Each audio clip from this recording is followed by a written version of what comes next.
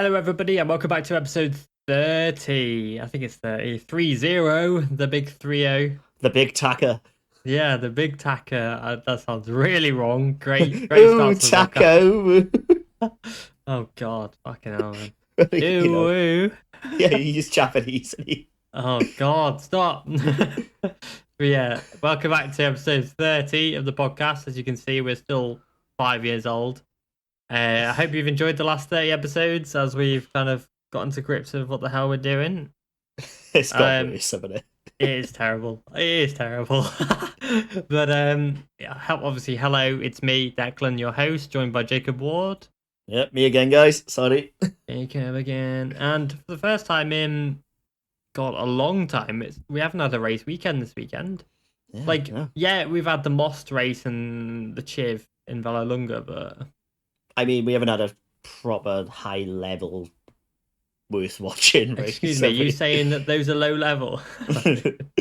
No, like I love watching Moss, but I did tune in and out. Like it was more I can't sit there and watch as much as I love bikes. If I sit there and watch 8 hours of racing, I might as well just hang myself. Yeah, I had it on my other screen. I was watching it, but I was watching Squid Game more, and then obviously if it was... What do you think of Squid Game? It was good, mate. I liked it. Oh, sort your life out. Oh, God, you're one of those people. I thought it was shite. Yeah, of course you did. Well, no, like genuinely. I'm 5 episodes in, and I'm just sat there thinking, there's so many things I'd rather do with my time. I'd rather wallpaper the inside of my fucking fridge or something. Well, I mean, it's like one of the best performing things on Netflix ever. So I think you're against the majority there, Jacob. Again. I think it's I don't know. It's just weird. Like, it's bad weird, not good weird.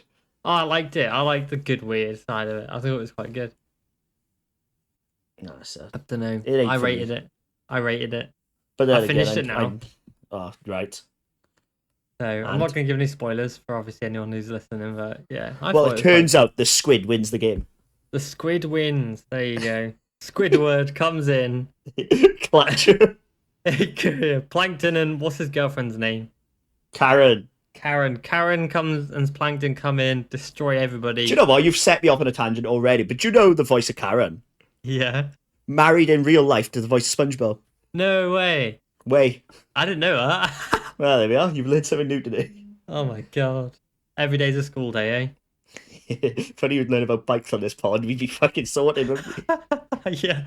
Imagine if we actually had a motorbike podcast. Like, it'd just be terrible. At this point, it's just people with a bike page talking bollocks in it. It is, but I enjoy it because we just can talk about literal nothing, and it's fun. Yeah. But the thing is, people who like the pod are on the same level as us. Like, I've been chatting to a guy, Matt Thompson.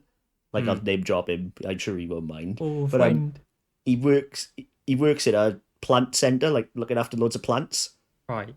That's cool. Well, yeah, I don't know. I mean, they're fucking plants. But I've been like bantering with him, saying, "Oh, every now and again you should kick the plants just to show him who's boss." He sent me a video today of him just fucking belting a plant. What? Why? He just showed him who's boss, I guess. Establishing dominance over plants. Yeah, I was fucking screaming. I woke up, I opened Instagram, I had a browse through, and then I went to the messages, and literally all I see is a message saying I'm back, and then he fucking punted a plant. Like, screw you today, roses, but especially these ones. It was fucking amazing. I was just in tears. Oh my word. Yeah, it's just... That's just, yeah, okay. This is gonna go well. Oh, it's fucking brilliant though. It was yeah, of all the things I expect, the commitment to the cause was just fucking spectacular. Fair play. But yeah, back to the actual topic in hand of racing. They obviously had the Most race, and Philip Salich took part, didn't he? Yeah, without the Red Bull lid. Yeah, because actually no, we can't divulge why, but yeah, he didn't run a Red Bull helmet. He ran like his own helmet, so that was cool. Cool little design on there. He had like the gives you wings on his visor, so if you saw that. But he finished second in the stock class on an R1, which is pretty impressive. that's amazing. Like it's good. It bodes well for the Moto2 setup, doesn't it? Yeah, really well. He's I think he'd be better suited in Moto2. Like he's done alright in Moto3, the odd good results, but I think he'd be more consistent in Moto2 next year. Oh, 100%. It's the same as Gabri, as I've said before. You'll smooth him out. Yeah, because if you whiskey throttle it on a Moto2, you're going to the moon, innit? Yeah, because there's no electronics in there. It's all your throttle, so exact.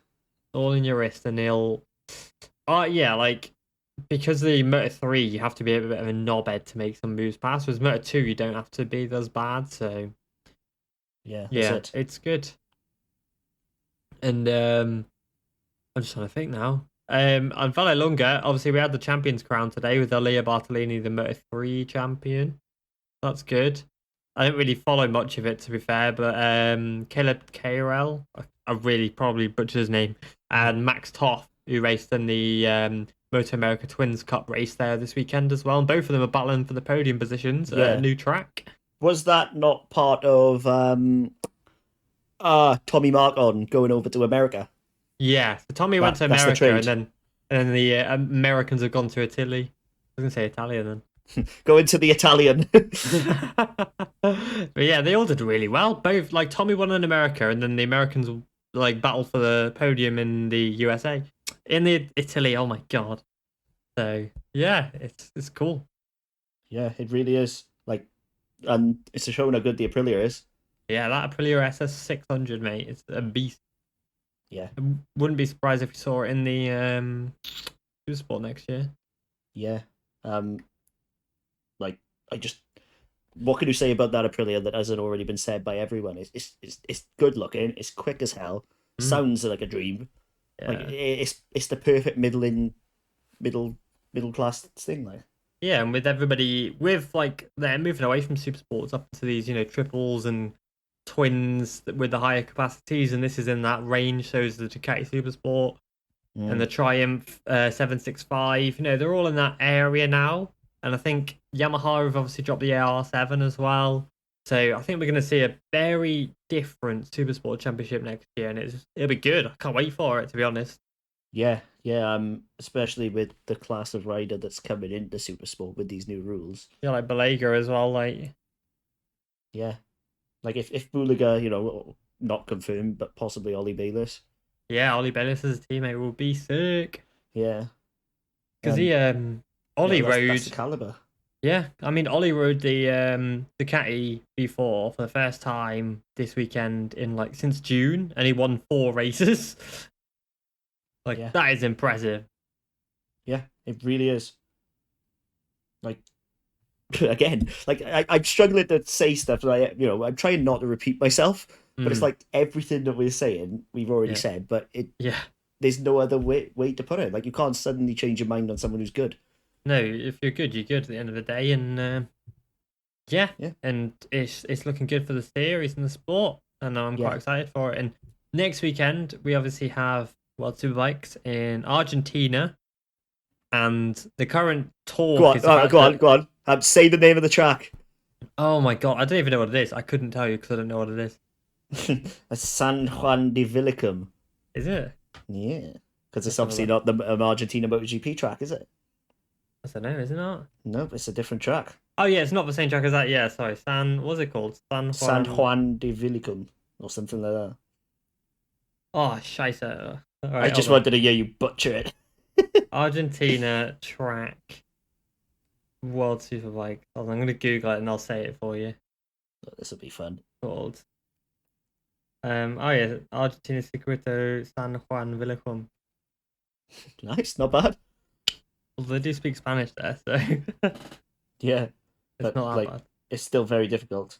Villicum, very nice. It should be Villa. But yeah, but is it going to be because obviously Argentina dialect and all that? Yeah, because the South American Spanish is very different to European Spanish. So, and it's changes from country to country. So what's the rules in Argentina are different to the Dominican Republic and all that. I'm sure our listeners are really enjoying this.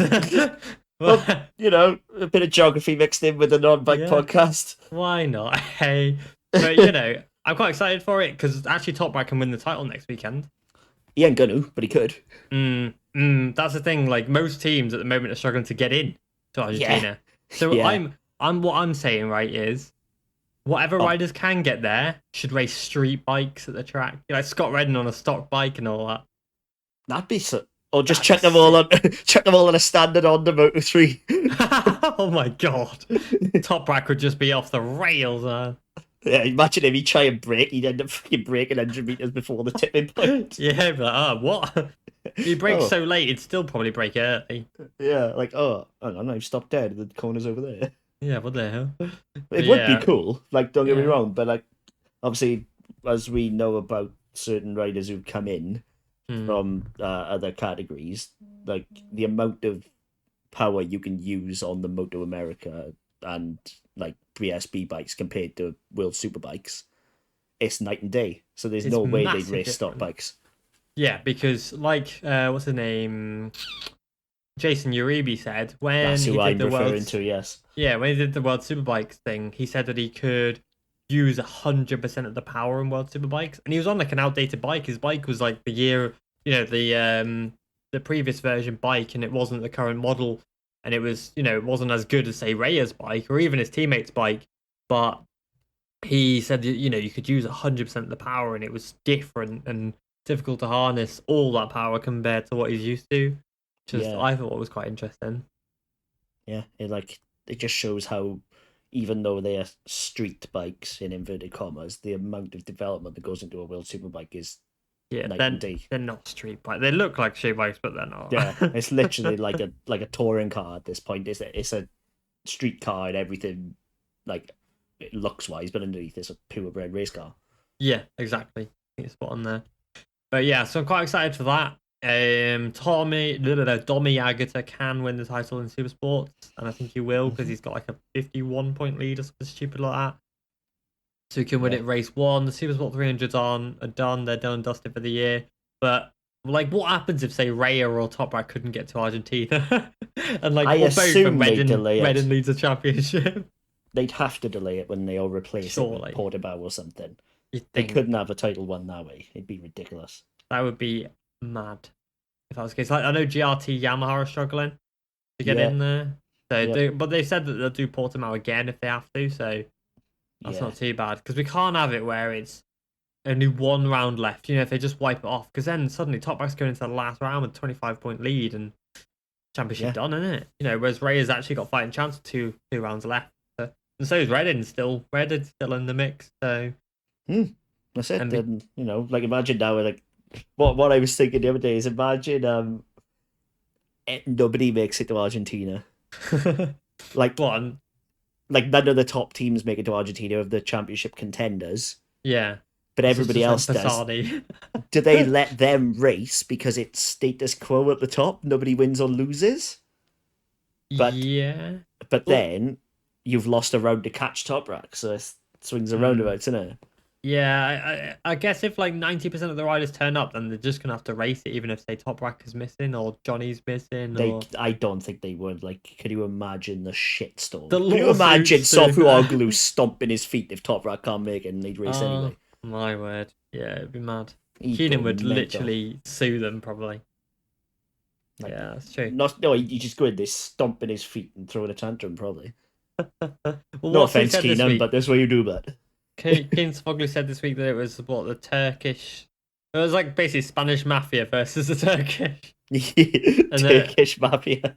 Yeah, and they made like they were making a statement and using Turkish riders as an example, with obviously Top Rack getting the losing the win at Magny Court, and then it's Onsu banned for 2 races with Danny Holgado expected to step in.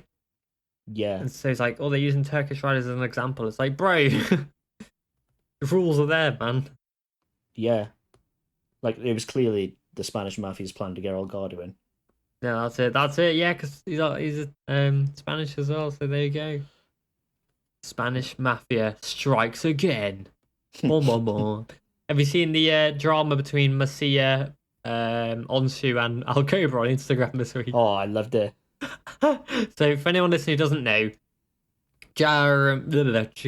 what's his name? Jaume Masia posted a load of videos from Catalonia when Alcoba Because basically, Alcoba made a post saying, "I'm fine, but his riders are dangerous and they're stupid and they shouldn't be allowed," kind of thing. Yeah. Masia then made it a post from Catalonia where Alcoba was like slowing down on the racing line to try and not lead onto the straight and weaving and cutting people off, etc. And so then Onshu like shared it to his story. Masia shared that to his story, tagged Dennis Onsu, and said, "Oh, 52 is dangerous." And then Onsu shared it and was like, "52 is dangerous and rider." And so it's all kicking off between those three. We love a bit of drama. Yeah, I do. And it does spice up the off season, doesn't it? Like, not off season, but you know what I mean, like the break. Yeah, I'm assuming they are bored as well and they just fancy a bit of Facebook fights and Instagram fights, didn't they? Probably. Actually, leads quite well into this podcast topic, which I literally all weekend I've been like, I have no idea what to talk about because we've got no races, etc. And literally lay in bed last night and was like, "Oh, I know, we can talk about rivalries." Yeah. Bah, bah, bah. And then, as we were discussing this just a little bit earlier, we've realised that really there's not a big rivalry anymore. Yeah, like we don't see rivalry anymore. Like, yeah, like I get it. Like Rossi and Marquez don't like each other, but they're not rivals because they're at the other. No disrespect to Rossi, but they're at the opposite ends of the grid and they're not battling against each other on track. And the past few times they have, Rossi's crashed. Yeah. So they haven't been able to battle each other. You know, like Sepang, for example. Yeah. Like he was pushing so hard just to beat Mark. That he crashed at T1 in front of his fan club, which must have been absolutely devastating for the fans, to be fair. But like, we don't really see rivalries anymore, and so I kind of wanted to do a pod where we discussed old rivalries. You know, you're talking. By the way, before I say as well, we're probably going to miss some out because there's been a lot, and we're like, the new age fans, so we haven't seen the old ones from the 70s or the 80s. We haven't been there and experienced them. Well, I'm the oldest one in this pod, and I was born in 1993. Yeah, so we can't really like discuss really old ones because we weren't there to like witness it, but we can discuss ones that we've lived through a little bit, and so I just want to discuss some rivalries because they're just fun. I don't think they're definitely not as spicy as they used to be.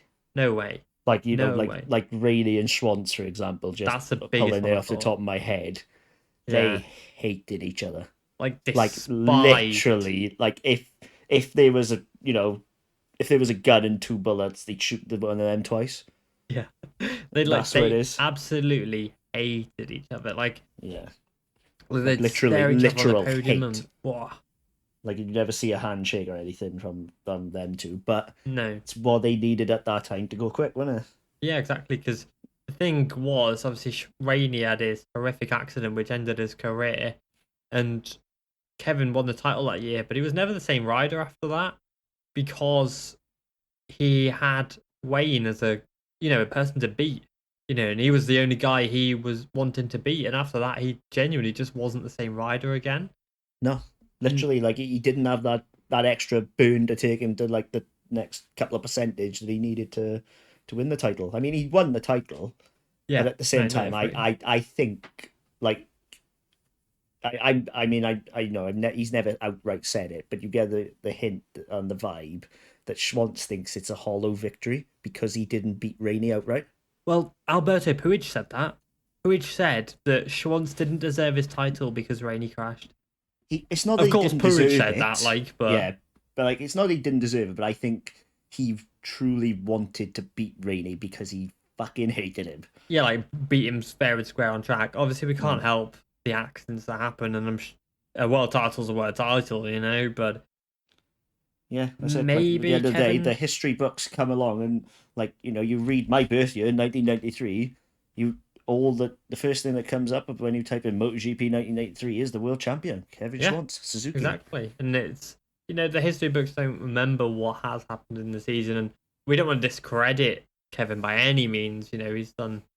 Well, he's the world champion, Yeah. But maybe, them to push each other the way they did to the last round of the season that year would have been quite epic. But it's interesting because, they hate each other. We've had many riders hate one another throughout the years. But these days, since, I don't know, maybe the Rossi and Lorenzo thing died down, and Rossi and Marquez died down. In the age of PR these days, you don't really get many rivalries. Like even Rossi and Lorenzo went from hating each other to kind of liking each other any now, and Danny Tolerated and at best. yeah, and Like like even Rossi and Mark tolerate each other now, like they you ain't gonna see them on a night out, pouring drinks over each other, like, but no, and but Rossi's you also ain't gonna see them, touched up on a set either. no, like when what was it? Oh, the cringe moment when Marquez offered Rossi to shake Oh his yeah, hand. do you know what? To this Oh, day, right? To this day, my eyeballs still hurt yeah, that's from the an amount eyeball of burner. cringe that generated. It's Like it it's wasn't so normal. cringe. Like if cringe powered the world, we would not need petrol for about a year from that. I love your Just the way analogy. he just went, is like this, and Rossi just nope, and I was just, oh fuck me, that is awful. Yeah, Actually, I posted it on my personal Facebook at the time because obviously I didn't have the page at that point, and I didn't, obviously we weren't doing the pod, mm, so my only outlet was personal page, and I mm. posted it saying the cringe, and it came up on my memories not long back, Mm. and I cringed all over again just watching it. Just reliving the Yeah, a emotions. re-cringe. It was fucking awful. Like fair play to Mark. That's pretty ballsy to go and do Oh, that. 100%. Like the way he just stuck his hand out, and you could see Rossi was caught off guard.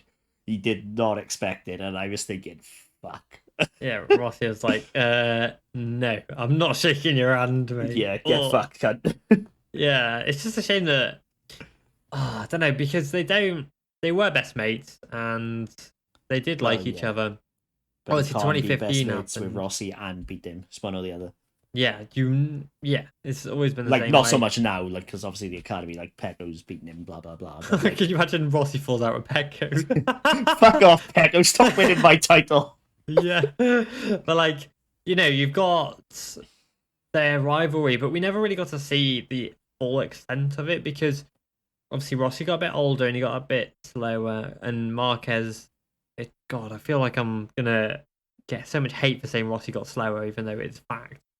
Well, no, he didn't get slower. It's just everybody else got Everyone faster. got faster, Yeah, yeah, because he's still fastest. He's faster than he's ever been, but yeah. MotoGP is just even quicker. But Marquez, because of his trajectory in his career, Yes, they were never there's the gonna. careful. They were always gonna cross lines, but then they were always gonna continue on that path. Like an X, and you draw them like I don't know, with one on your left hand and one on your right, and you go up. Eventually, they will meet, but then they'll split again and carry on infinitely further away from one another. And that's a terrible way of saying it, but that just makes it sound like I could pull two women. hey, well, like Nick. like aeroplanes, for example. You look up in the sky and they meet their cross meets the Yeah. chemicals. No, I'm joking. I'm joking. Oh Like god, here we go. but like Those those lines meet. chemtrails. That's it. The chemtrails meet, and then they never, they disappear again. And that's the same with Rossi and Marquez's career. And I would Yeah. pay a lot of money for Rossi and Marquez in their primes to go into, 2019 Marquez versus 2005 Rossi. Oh, Oh, that'd be a tasty bit of fish. that would be so spicy. Like, Mark would beat him. really? Yeah, because What? 2019 Mark was the complete article. Yeah, like There's no complete rider more than the like 2019 Mark. I think early 2020 Marquez proved that as well in race one. Obviously before the crash, when he just picked everybody off like they were nothing. Mm. And it was just You know, stunning. the only reason he didn't get a perfect podium thing was because A mechanical issue. yeah, Track he's won mechanical at issue. 7 times. Yeah, and he's won now this year despite still not being 100%. So you've got to think he would have won it. Let's be Oh, legit. 100. Here. It was 5 seconds up the road, But Yeah. it's just a shame that we never really got to see the full extent of a Rossi versus Marquez rivalry because they kind of were like, okay, we don't like you, but then they never got to actually show on track fully what was going on. I think Rossi needed the fight, where Mark was just like, I don't give a shit. I'll beat you anyway. Mark's And that's the problem. Like that's why it was never a true rivalry. yeah, Because it was one-sided. yeah, because Mark obviously Rossi's career is full of rivalries. You go back to Biaggi, Gibernau. You've got even on the 125s he had and 250s he had rivalries, and then you got obviously Stoner, you got Lorenzo. You've got these rivalries of guys who Rossi's going toe to toe with every single week for the championship. And Rossi could get in their heads. He could get in all these riders' heads, and then suddenly when a rider like Mark came along, he really didn't give a crap. Yeah, he was the fucking master of it, Rossi. But Yeah, he it was. just goes to show how mentally fragile Biaggi, Gibernau, and I were compared to today's. Well, we call Mark the robot, but he is pretty much impenetrable in terms of mind games. Like, if you can get in Mark Marquez's head, you are a better man than me. You're a better man than Bantier Rossi. Yeah. But like, literally. it's crazy, but like to go back through the history books, like with Rossi, there's so many guys that he went toe to toe with, and they crumbled. Like Biaggi, 4 times 250 champion, never won a title in the Premier class, and Rossi just ate him up. He absolutely tore him to bits mentally. Yeah, and said he was never the same after Jerez, was he?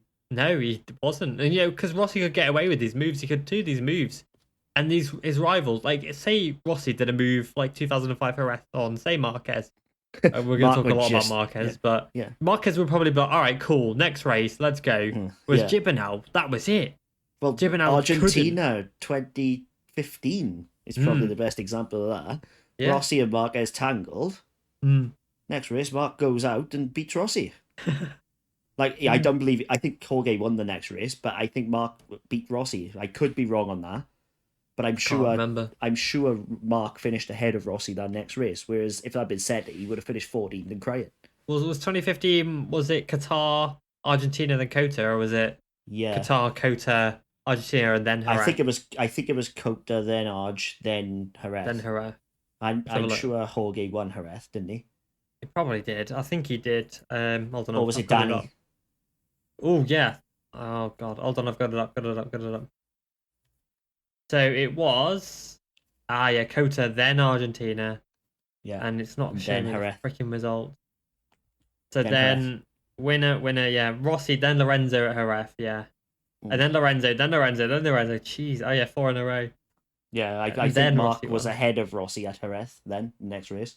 Yeah. And that's my point. I think Gibernau, Biaggi would have been way back and crying because they thought, he just took me out. Yeah, that's the thing. Like, they couldn't hack it. And that was how Rossi won races. Rossi was so good at that throughout his career. He could just get in the minds of every single guy he raced against and just tear them up from the inside out, which is what made him one of the best riders we've ever seen, because it wasn't just on track activities. It wasn't just beating them on track. It was beating them off track as well. It was getting in their heads, and they going home, these riders, and they're having crap weeks and they can't sleep because of it, because of Rossi, whilst he's lay there chilling. That's what he did. He won the race before it was even under, Yeah, before it even started. Before those green lights went out, he'd already won because he'd go in your head and fucked you. Yeah, and he didn't care about fucking you. And his result is I'm just trying to think. Like his celebrations after races, he'd make digs at people. He'd sweep the floor. He'd get blow up dolls with Max Biaggi's girlfriend's name on it, or he'd actually get Max Biaggi's girlfriend out, or his ex-girlfriend out, in front of Max, and proper rile them up. And it was just fantastic. And those rivalries were just cool, interesting. We don't get anything like that anymore. Yeah. It's a good thing. Because if you look at it from a broad perspective, it's so close now that there's no point having a rivalry with just one person, unless he's done something really bad, like kicked your dog or something. Yeah. Like, there's no point having a rivalry with one person because there's going to be 7 or 8 other riders who could possibly beat you. Yeah. Whereas in those eras, it was just 1-on-1. It was like literally 1v1 me on Rust. Like, yeah, that's the thing. And like when, with the Yamaha, Rossi and Lorenzo, they really didn't like each other. Well, and it went up, didn't it? Yeah, it was like an inter-team rivalry and battle because Rossi was obviously the main man in Yamaha, and Lorenzo was brought in as this young two-time 250cc champion who got a pole on his debut, finished second in his first ever race at Qatar, and suddenly was this young gun who was the future of Yamaha, and that stressed Rossi out a lot. Rossi still won titles with Lorenzo with him in the garage, but Rossi knew deep down somewhere that actually Lorenzo was there to replace him and was the Yeah. future for Yamaha. Yep. Like, Which this caused such a massive rift between the two, which obviously ended up with the wall, like you said. I don't think Lynn Jarvis quite accounted for that. Did he? Oh, we'll just get a new guy in. Not Yeah, we realising just get actually he's an we get the alien. future of MotoGP in. Yeah, I'm sure Rossi will be fine with it, man. Of course he will. Yeah. You know, he's a professional. Yeah, you just get on with it. What the fuck is that? A wall? What? Yeah, it's crazy. They really, and like the thing is, although yeah, it did rile Rossi up a lot. He still won on track, and the Catalonia 2009. Yeah. Like that would have absolutely devastated for Lorenzo. You know, he's got the Barcelona helmet on, he's got the Barcelona suit with like the different color things. He's got leads into the final corner. Beats him into the last corner. Yeah. And his home round where he's got all his decorated livery and helmet for it, and he just absolutely does like a move you would never expect him to do.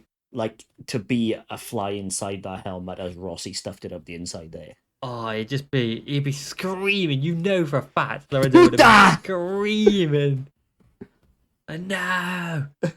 Like Jorge was pretty cocksure. But yeah. But even he'd have bet his then, house on it. Yeah, even then he says even now that move is what won him titles. Yeah, that's because the thing. he realized he had to change his ways and be smarter to beat Rossi. Yeah, because Rossi was able to pull off things that you couldn't ever think he was going to do. You know, Lorenzo probably came out in, you know, because obviously with Catalonia, you go to T9 and then you got like the section afterwards, which is by on nigh impossible to overtake on. And so Lorenzo probably left that and was like, I've won it, I've managed to do it. And then to lose it at the last corner like that. Yeah, like literally, it must have felt like Rossi had just literally swung a leg and kicked him right between the chuff, like. Yeah, just stomped on him, like. Yeah, literally curb stomped him, like. Like, can you imagine, like, I bet his heart just dropped. Oh yeah, literally. I heard after the race they had to check in the belly pan for his arse because he was that gutted. Yeah, the thing is, like that definitely kicked off something. Oh yeah, it changed. Like what I like that really impressed me about Lorenzo actually is he'll readily admit that he wasn't expecting the move, and that caused him to change how he rode. Like, you know, it takes a lot of balls to admit that. Yeah, you could say what you want, but like it's very, very rare you hear a top level rider who's a champion say, "Oh, I fucked up." Yeah, So that's the thing. That takes respect, like, because you know it takes balls. Yeah, it does. Yeah, and it definitely fired Lorenzo up because Lorenzo was very cocky, confident. He believed in himself, as you would, but he thought he was the best thing ever, which again you would. But he was, like people say, he's cocky, and Rossi was very similar in the fact that Rossi well and truly believed he was the best in the world, and Lorenzo would have believed the same, and it just caused fireworks within Yamaha. And I feel so sorry for anyone who had to deal with that in Yamaha. So I want to talk about a little bit is Lorenzo and Pedrosa, who now in 2021 like each other and obviously respect each other quite a lot, but they hated each other. I think again, the combat now, like the Jorge needed the thing of, I'm the best. This guy's got the silver spoon. I'm the underdog. Fuck you, guy. I'm gonna beat you. Yeah, because obviously Pedrosa was with HRC since he was like 12, since 2001. And so Lorenzo obviously did do some stuff with Honda, but then obviously moved to Aprilia and won the titles in 250s, but they just didn't like each other. Like, they battled on track in the 125s, they battled on track in 250s, and them two, and Stoner as well, to be fair, went like just fought each other like mad in the 250s. Yeah, I think Stoner, like, again, I wouldn't consider anything Stoner had as a rivalry, because Stoner was just like, carry on. He I just don't give didn't two give a fucks. shit. Like, yeah, Like I'd rather be him and fishing. Like, Rossi was different. Like I think there's definitely a disliking towards Valentino Rossi. I don't think he disliked Rossi. I think he disliked what Rossi represented for him, because he, like you, to just come right out and say it, I think he just hated the Rossi's fans. I don't think he hated Rossi. Like, Yeah, he didn't 'cause like he the got fact that so Rossi. much abuse. Yeah, I don't think he disliked the Rossi in general. I think he probably disliked the fact that Rossi wouldn't discourage the behavior. Yeah, because like Rossi, obviously, the 2008 Laguna Seca, for example, he Yes. made Stoner on multiple occasions look a bit silly.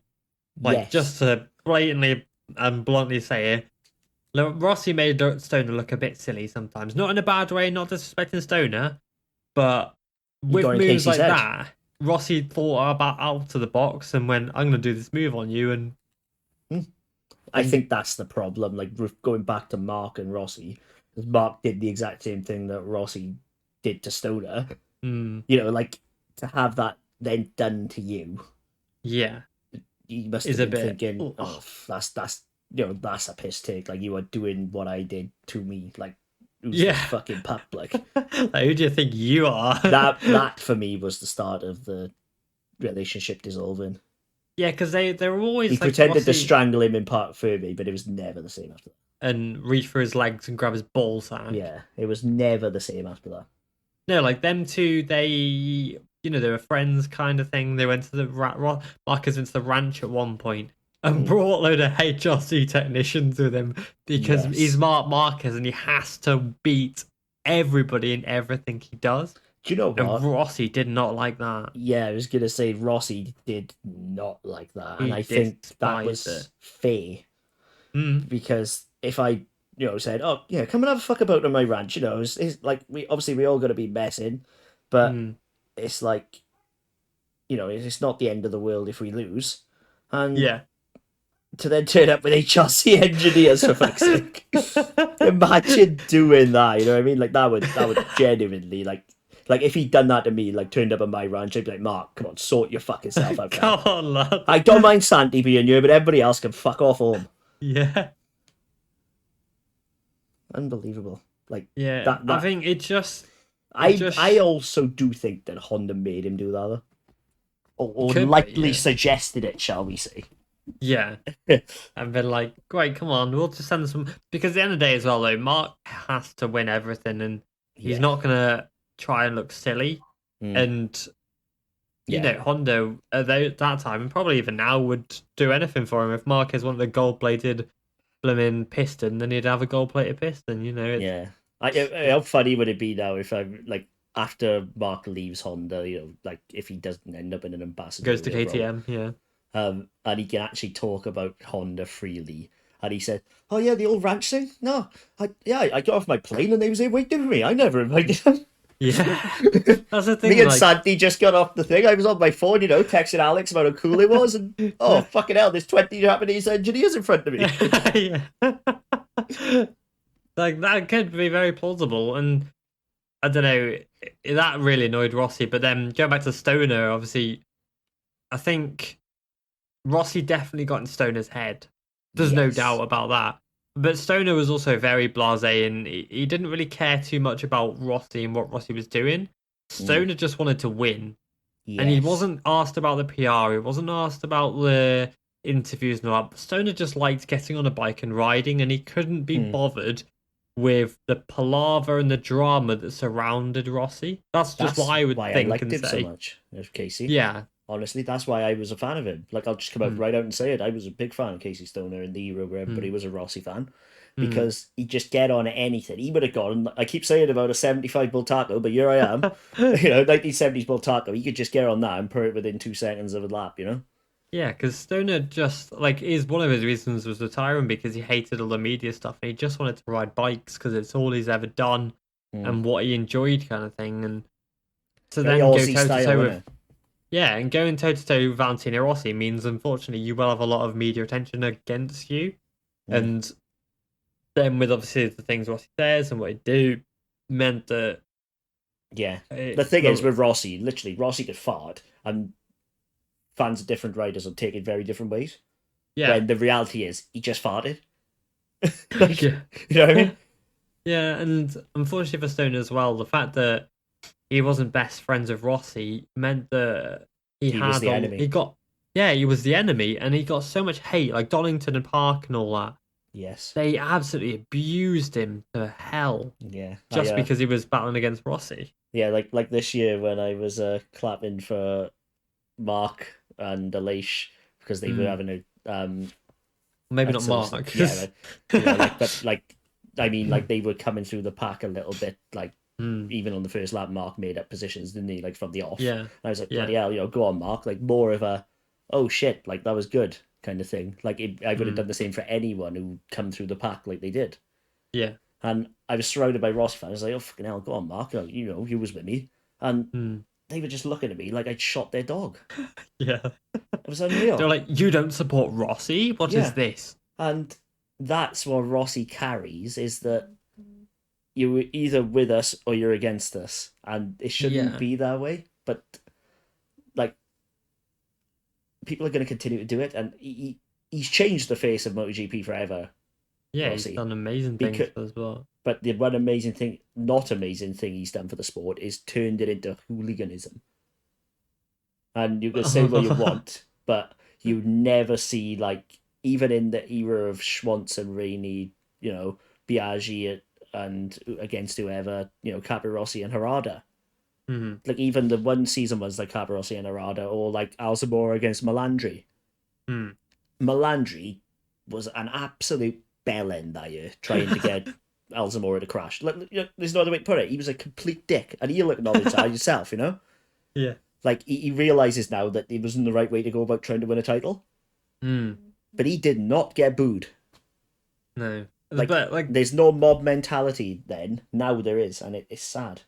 Well, there was, like, you can't just say it's all Rossi, because there are, like... Oh, no. The Spanish fans back in the day, holy hell, like, obviously the ones that followed Crivier, yeah, they gave death threats to Doohan, like, and held up signs that were like, we hope you die and you'll sleep and all. And I think genuinely, like, the more popular MotoGP becomes and has become, the more of these fans do appear that are hooligan-eyed. Social media hasn't helped.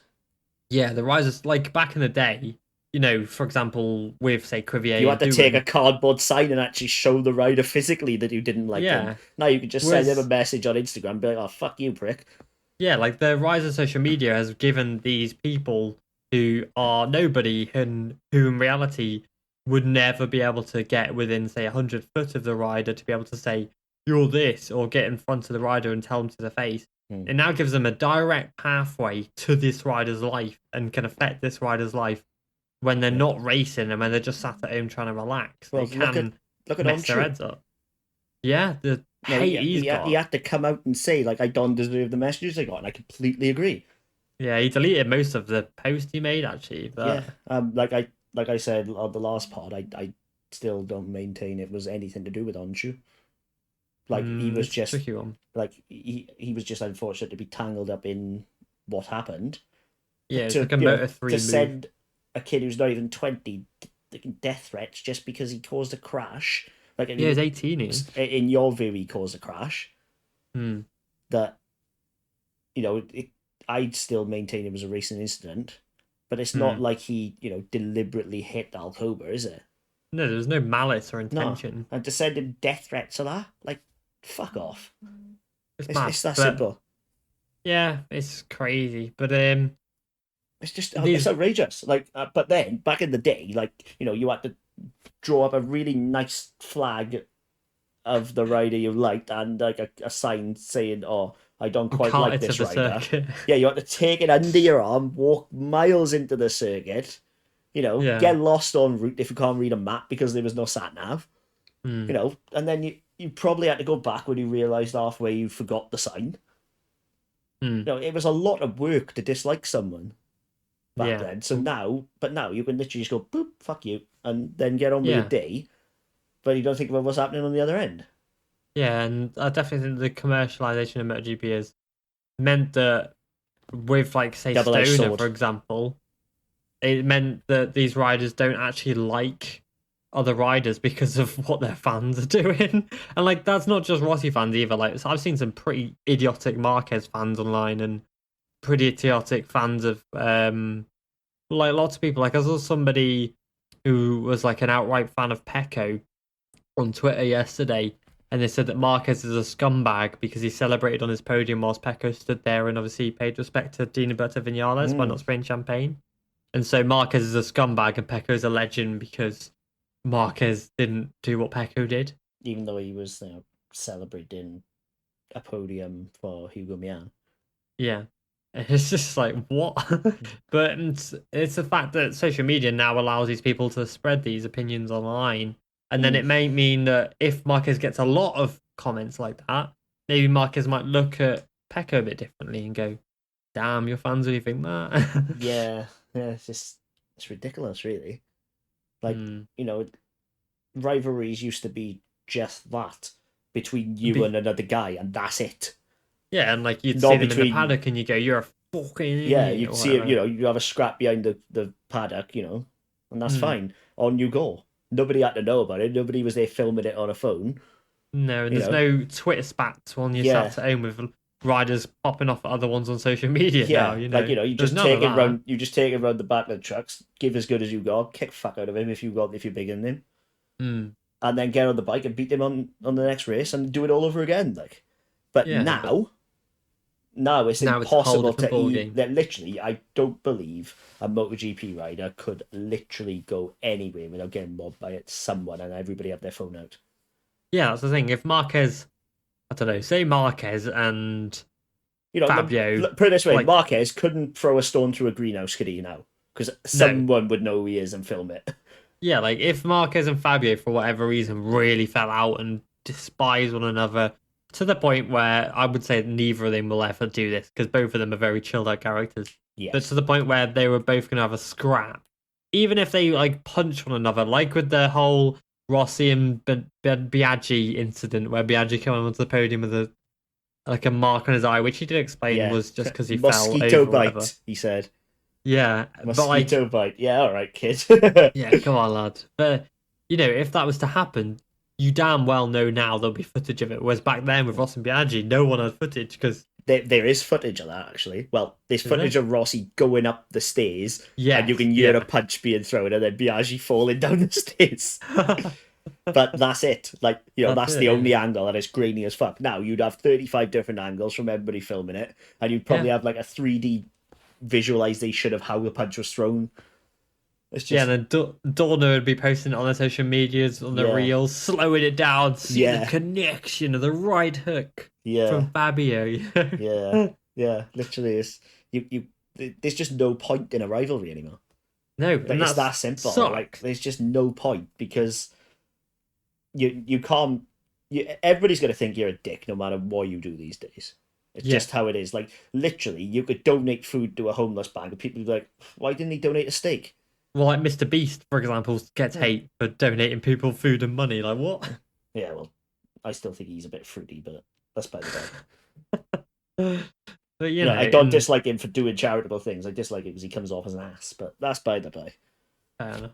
But, like, it's quite literally just it's a dick swinging competition on social media now. Yeah, it is. And like, I could abuse this rider better than you could abuse that rider. Yeah, and like, I've got more followers than you. Like, riders literally compare followers now, and you're like, come on, bro. Yeah.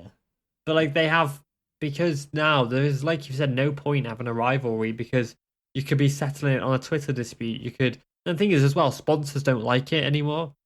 Yeah. Sponsors would not like two riders despising one another, especially if, for example, they're both Red Bull athletes. I was just about to say that. Yeah. Like, I think the only way you could have an argument now is if, like, you're Red Bull and the other's Monster or something. Yeah, because the thing is, they want to use, and it'll be written in the contracts that they have to be used for promotional events at some point. Yeah. And if two riders despise one another, then suddenly that means an issue for Red Bull. if they're Alpine Stars athletes as well, it means an issue for Alpine Stars. If they're going to have like a media day or a media photo shoot, it causes complications commercially for their sponsors, meaning that there's no point having a rivalry anymore. No. And like, if they are, they could dislike each other, but they're not going to have the rivalry like say Moto3 versus Alcoba, for example.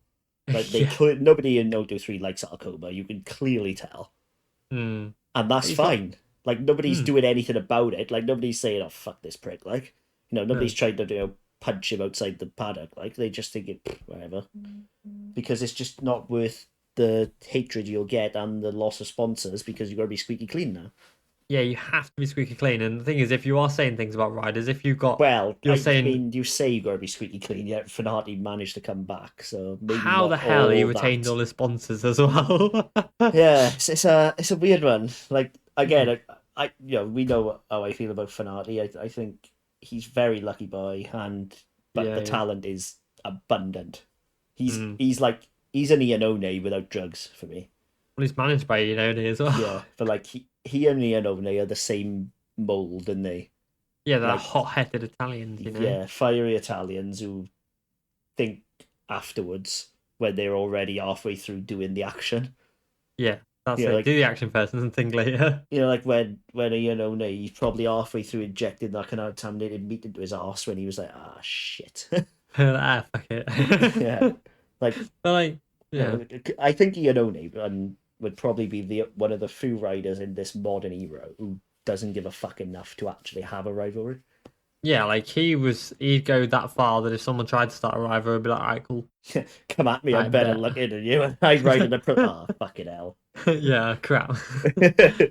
Yeah, and like there's no point. The riders get on too well, and the media, like Dorna and all that, want to portray riders as being like their best mates with one another, which the media isn't really true. Media training and stuff now as well, don't they? Yeah, they're all trained to the highest degree to the point where, one mad incident could mean they lose sponsors, and it's not worth the risk for some of them. Yeah, like even from CV level, you're almost told what to say to a point. Like you can put it in your own words, but you follow a basic formula. Yeah, if you do, and like that's obviously why a lot of them are so fucking boring now. Yeah, a lot of them race in Rebel Rookies, and a lot of them race for Dorna teams who will provide them with the media training. So they're all very squeaky clean, and like riders all away from track and private messages will be like, "This rider's a dickhead," blah. But as soon as you go in the interviews and stuff, they will never say anything. Like some riders have quite vocally and openly spoken about some riders in that championship, like Munoz, against Munoz. Yes. But they've never said they don't like him. They said they don't like how he rides.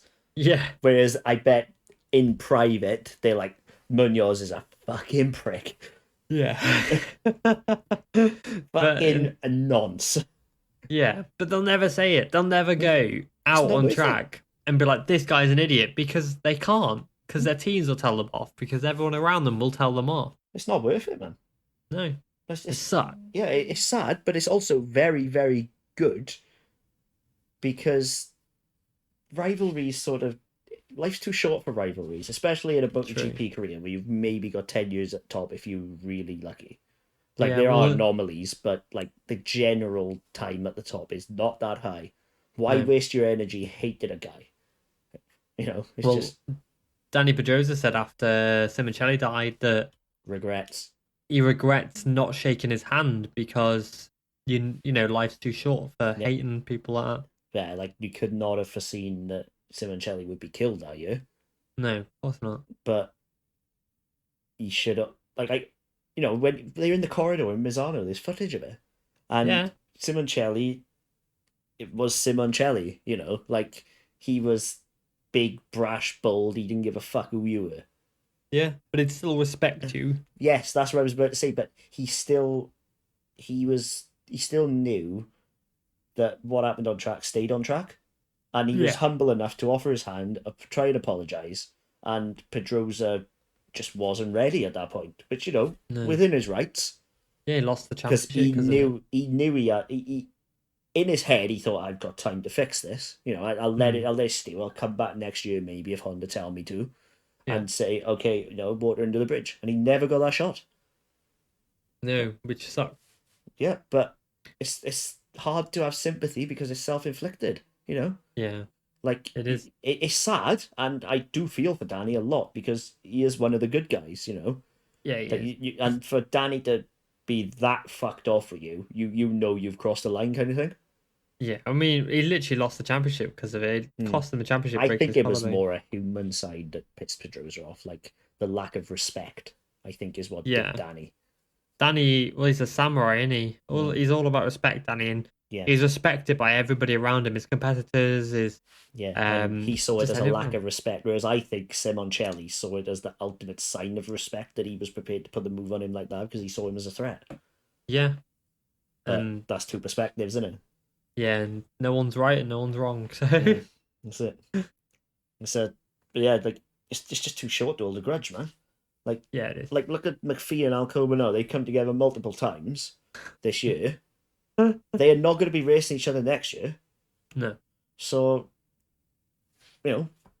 you've wasted all that energy hating the guy when he's off and you're not.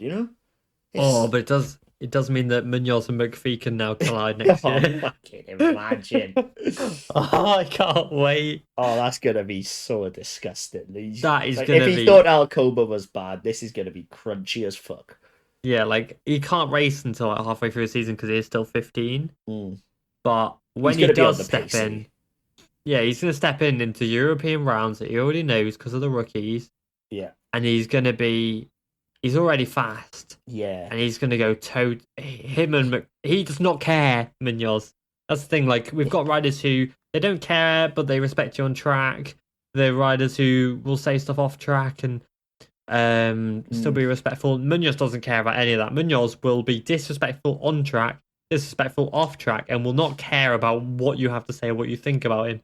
Oh, if I was one of the the many CEV riders he's rubbed up the wrong way, I would have fucking planted the box on him by now. Like if I was Joel, for example. Yeah, I was gonna say Joel. He's quite stocky, isn't he, Joel? Like he could probably punch his soul out of his body, like. Yeah, I'm surprised Joel hasn't decked him yet. Yeah, I can't lie. Like I would like to see it, but again, even if he did, you would never hear about it. No, you wouldn't. It'd all be done silent. But like Joel's stocky as fuck. Like he could probably throw him over the paddock, like. Throw him off the podium at a ref. Yeet him straight out, like. Yeah. But like if it was me, but again, I haven't received the training for it, like to remain calm and shit. Like I would have just, his purple bike would have been red with fucking noseblood. God. Yeah, Munoz doesn't care, so that will be an interesting dynamic. We have spoken about that before, and yeah, Danny is the other Munoz who not related. The other non-related Munoz is even fucking worse. This is gonna be. No, he's all right. 17, Daniel. No, Danny, yes, David 64 is going up. David 64 is the worst of the two. Yeah, no, I disagree. I think Danny's the worst. He's a fucking melt. No, they're both just nuts. Like at least Munoz has some sort of racecraft about him, like Which David.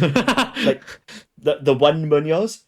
Danny has fuck all. He just gets on the bike and look. I think he rides with suggested line on MotoGP. Yeah, and doesn't give a fuck what's in the way. Yeah, like both of them just drive through other riders. It's pretty crazy. Speaking of like Moto3, someone said on the thing I put on my story where I was like talking about rivalries. What about Garcia and Acosta?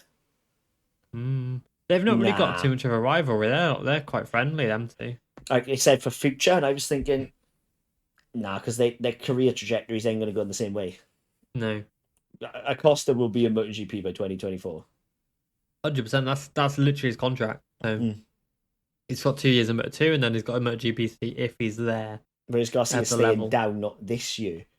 Yeah. Which means he needs to win it next year, win Moto2 the year after, and get a MotoGP seat without a clear path because he's in the Aspar setup. Unlikely. Yeah, it's weird though. Like we've got 3 guys who can now win the Moto3 championship. We've got Foggia, Costa, and Garcia. Acosta's moving up, which leaves the other 2. If Foggia or Garcia win the championship, we might see number 1 plate in Moto3 next year, which is the first time ever. Nah, again, it'd be one of those going back to donors commercialization, innit? Your number is your identity now. I hate it, man. I want to see number one in Moto 3. Like, it'd be the first rider to stay down in Moto 3 who's on Yeah, the that's championship. exactly why I wouldn't want to run it. Hmm. Because I'd be thinking, why am I in Moto 2? Yeah, because Foggia, I don't know why he It's hasn't not moved like up. back in the day in like 125s and 250s where you could stay down and be a small bike champion and nobody give a shit. Yeah, you have to move up now Yeah, because that's where the money's at. yeah, 100%. Like, you could look at Poggiali. Hmm. Like, The he Pog. was a small bike champion Yeah. and for whatever reason just didn't fancy MotoGP, but that was fine. Yeah. And Nobody there's cared back then. many riders like, well, Biaggi won 4 titles in the 250s. Yeah, can you imagine winning 4 Moto2 titles on the bounce and No not way. being touted for a MotoGP move? Yeah, like now it's you do 2 and then you go up. Alex Marquez nearly stayed down for a second one. Yeah. Then Zarco did. Tito stayed down. Yeah, but like imagine winning 4 on the bounce Moto2 titles. And It would never happen these at days. that point, not anyway getting any interest in MotoGP. It'd never happen. No, it wouldn't. Because everyone's like, that's where you need to be in MotoGP. They don't even like tell you how much money you earn. Like you can see quite like you can go online and search in Moto 3 and Moto 2 like prizes and points you get for getting on the podium. In MotoGP they don't tell you. It's around 6 figures, which is Yeah, a lot more it's not than you it's get. not exactly peanuts, is it? Well, like Moto 2s is about 8 grand, Moto 3s is about 13 grand. Yes, that is the right way round. 2 is less than 3. Then in MotoGP it's like 200k. Yeah, Ridiculous. The thing is, like, to do that in MotoGP, you could go to Tesco's and buy a meal deal with your money, couldn't you? It's not going to be a case of this money is going on a trip to the next round. Yeah, like it's literally life changing money now. yeah. Whereas in Moto 2, Moto 3, it's not like fair enough. 15k to win a Moto 3 race, it's a lot of money. Yeah, especially if you're 16. You know? Yeah, like Jesus Christ, Guevara is going to be having. He's probably earned about I think 50k last year from his achievements last year, including the title. So then already in Moto 3, he's probably like bloody hell, I'm making a lot of money. Although, Ralph Fernandez is. Let's be real. Minted. That's probably gone into Aspar's pocket, hasn't it?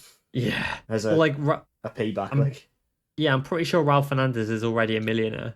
Well, which is crazy. Money as well. Yeah.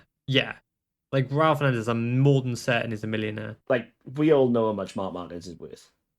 Yeah, it's like 50 million nearly. It's more than that, I think. His net worth it's more than 25 million. I know that much.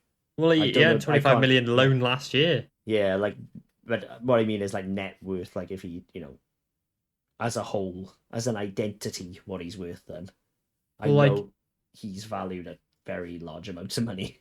Well, there you go. I've just searched it now, and Marquez's net worth is it's about 50 million. Like, why start a rivalry with that guy? You could probably just pay a man to kick fuck out of you if you wanted to. Oh, and that was before 2020. So yeah, he's probably worth about 70 million now, which is ridiculous. Yes, not like he went out in 2020 and spent it, is it? No. So he might have blown all his money on Deliveroo, but that's about it. Like, yeah, probably. Or cocaine. Way, got it in. Hey, Peru's finest. Oh hey. But, you're welcome. There we go. Right, that's probably a good time to end it on cocaine. To be fair. No, I don't really know what that's how you start the night. Yeah. Ah, shit, yeah, sorry. Yeah, so obviously tried something different. You didn't mean not talking about any current thing. So... Yeah, we didn't really have like a topic. We just chatted about crap. So if you enjoyed it, please let us know. This is going to bomb, innit? Yeah, it's going to be shit. This is going to be fucking awful. It's just all over the place, wasn't it? I'm like, oh my god. Like, I know people like tangents, but I think they're going to be sat here thinking, which way are they fucking going now? Like, yeah, what the hell's going on now? But yeah, I hope you did enjoy it, and we'll be back next weekend with a bit more structure in our lives. Well, maybe not. We'll see. Might happen, but structure is not a word I'd use for myself, so we'll see. No, yeah, but yeah, I hope you enjoyed listening, and we'll see you next week. Nice one, guys. Bye bye.